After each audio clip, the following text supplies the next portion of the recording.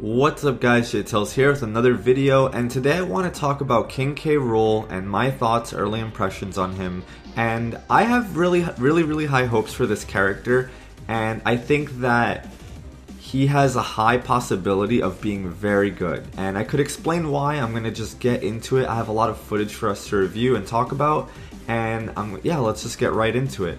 So right now this is a video from Nairo, and he explained a few things that I didn't know about. I don't think a lot of other people knew about. I'll put a link in the description to this video of his, but let's check it out. So, King K Rool's counter can actually reflect projectiles, which is huge, guys. It means that he doesn't get zoned out. However, if you're in the air and you use your counter, you can still be hit because you're hitting from under him and not right in front of him. So it only really activates right in front of him. His down throw looks like it's going to be really good for kill setups. Sometimes you might have to predict the jump out, but it looks like it's semi-reliable, so we'll have to test more. And also his recovery is shaping up to be one of the better ones in the game. I do want to talk a little bit about his up air, because it was previously thought that if you did a jump up air, you have too much end lag, right? Like, you just can't move. You actually can't move for like 2 seconds after you up air. But if you up air and fast fall and get back down to the ground, you actually cancel the animation. See how long it takes for him to act? But when you land, you can actually jump and act out of it again very quickly. King K Rool's neutral air, so it's like a belly flop. His neutral air has armor on it, and if you get attacked, you put cracks in it. Same thing for his forward tilt, and I believe his dash attack. If it takes too much damage, you actually get shield broken. It's not the number of hits that this takes, it's the amount of damage. But it does regenerate over time, and we're actually going to go over that in a moment. I actually counted how many seconds it takes for each level of how broken it is. It can get like a tiny crack on it, and then it can get like a deeper crack on it. You can also shoot his cannonball up, which is pretty cool. So if people are trying to come straight down on top of you, you can shoot cannonball up and force them to air dodge, and then try to either back air them or trap their landing in another way. And I think that's a pretty solid tool. Yeah, and then this is footage of his up B that's really disjointed and really hard to challenge from directly above. Alright, let's get into this next clip. So this is footage from from Barcelona, Spain, and it's a King K Rool versus a Nest player. And yeah, his nair seems to combo into jab, jab, jab. Notice on the slant here how the crown went right back. So that could be an opportunity for King K Rool players to use slanted stages like Lilat to their advantage, potentially. I also like how King K Rool controls a lot of ground space with the crown and the cannonball. So it's either going to force your opponent to jump above you, or force them to power shield and then move forward. But him controlling ground space is good because you want to get your opponents in the air. Crown. Yep, Ness is going to recover and almost times that. Alright, probably going to get sharked by PK Thunders just a little bit. I want to see him use that nair to break the PK Thunder. Alright.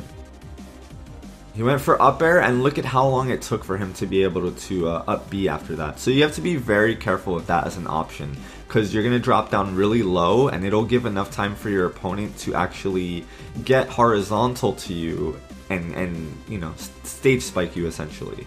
Trying to down air it. Good air dodge. Alright, that back air though. So I think K Rool is going to want to stay pretty grounded and kind of focus on getting grabs in the early game, and oh, he's dead. Getting grabs in the early game, setting up with the cannon and crown, and there's other properties of the crown that I also want to talk about that are very important. That I think makes it one of the best projectiles in the game, and you're going to see why in a moment. Cannonball off stage. You're also going to force people to air dodge that. And remember, guys, you only get one air dodge in this game. So if your opponent air dodges Cannonball, now you can set up for the back air. Now you can set up for your down air. His down air spikes, depending on, you know, what you want to do with King K Rool. So up throw is going to be the kill. And he has an up throw like Charizard or Kirby. And it deals close to 20%, guys. A grab dealing that much damage means that you are definitely going to want to get grabs early on just to... Ooh, that was important. So did you see that down air? Notice how he uses his down air here?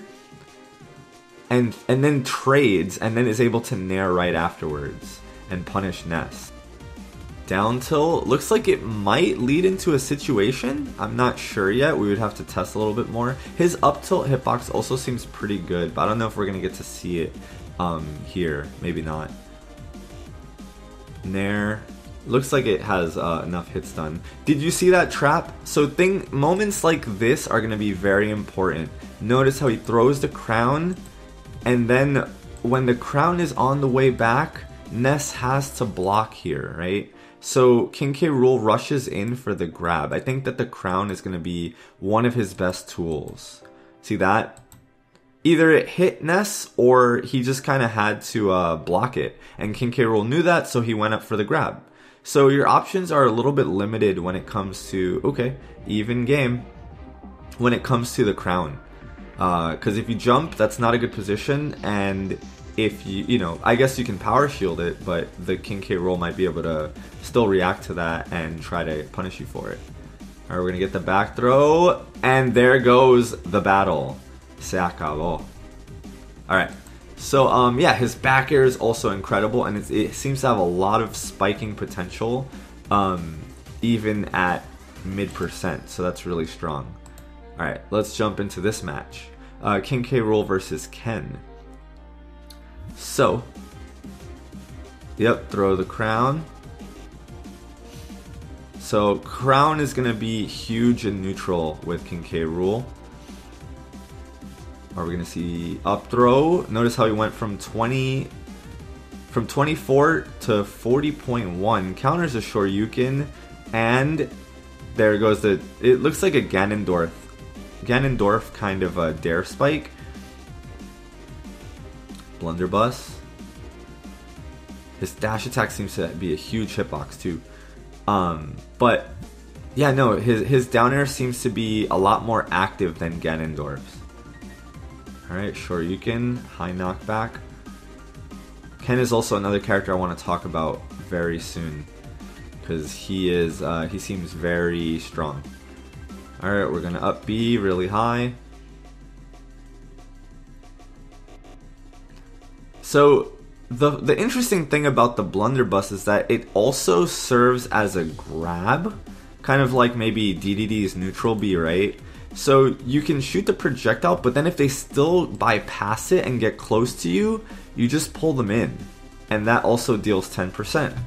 So that's a really, really interesting projectile mechanic tool that people are going to have to respect. They can't just like jump over and then attack you, maybe if they have a big disjoint, but they're going to have to really approach you from above or from behind to fully punish, or wait for, you know, K Rool to put the gun away and then punish that animation. It really depends.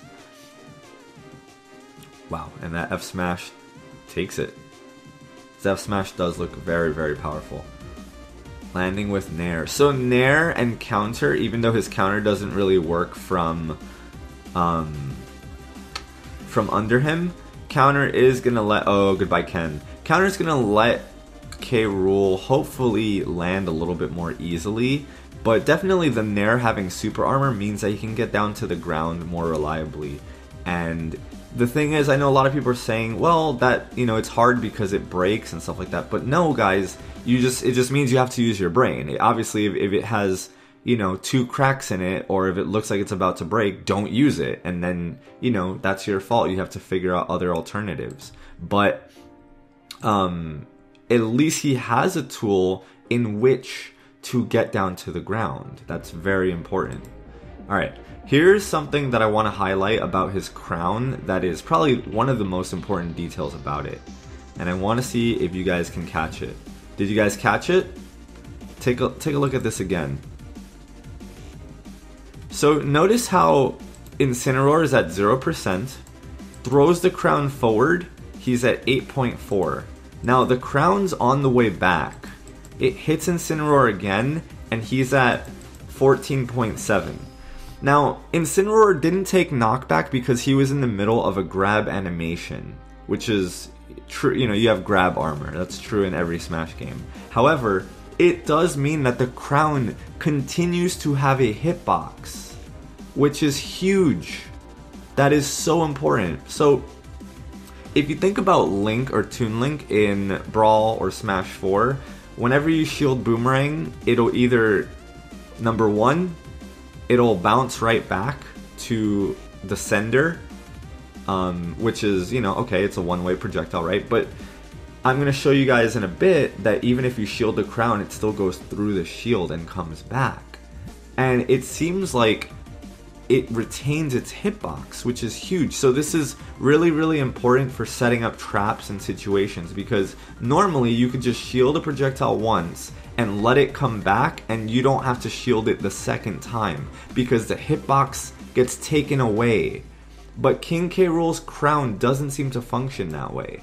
So it means that he's going to be able to create really meaningful traps and setups based on, you know, horizontal trajectory. And that's pretty much, you know, the rest of this is kind of just items. But I want to show you one final match to touch up upon King K. Rool. And I believe this is 9B or QB playing King K. Rool. So we get the back throw, looks for the crown. The crown does hit on the way back. Back air, but Snake pulls out a grenade in order to not suffer the you know, knockback and hit stun. Boom, they're both gonna blow up. But yeah, these are two players that really, that's so sick. So that part is really, really cool because you can actually take the blunderbuss. You can shoot it diagonally, but if you can launch your opponent into the cannonball after it's already been set, it seems like it deals a lot of knockback. It has a lot of kill potential. Look at this pivot grab range too. Really look at this pivot grab range. That's insane. So yeah, King K. Rool has a lot of tools going for him. He's a heavyweight, which usually is combo food. That's going to be goodbye, which usually is combo food, right? But I feel like, so right there, right? We see Snake actually power shield the crown. Power shield, and then it hits him on the way back, and King K. Rool tries to follow up. So you're not safe.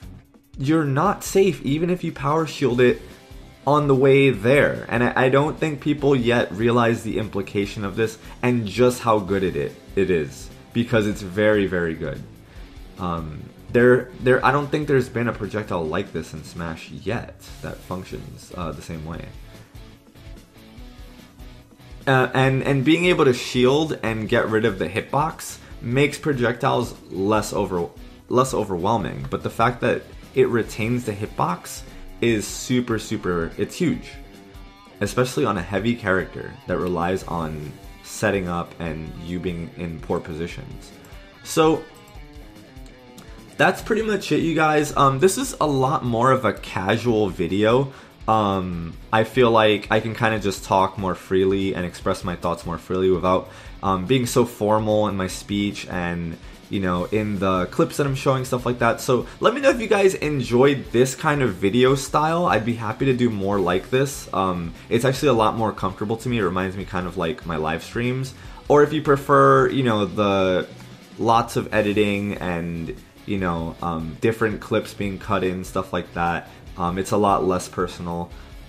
But yeah, because I'm just experimenting right now, and when I do my guides, once Ultimate does come out, I will be editing those very well and, you know, doing For Glory videos again and stuff like that. I'm going to be doing a lot of tutorials for this game. So, you know, as always, guys, if you enjoyed this video, please give it a thumbs up. I would greatly appreciate that.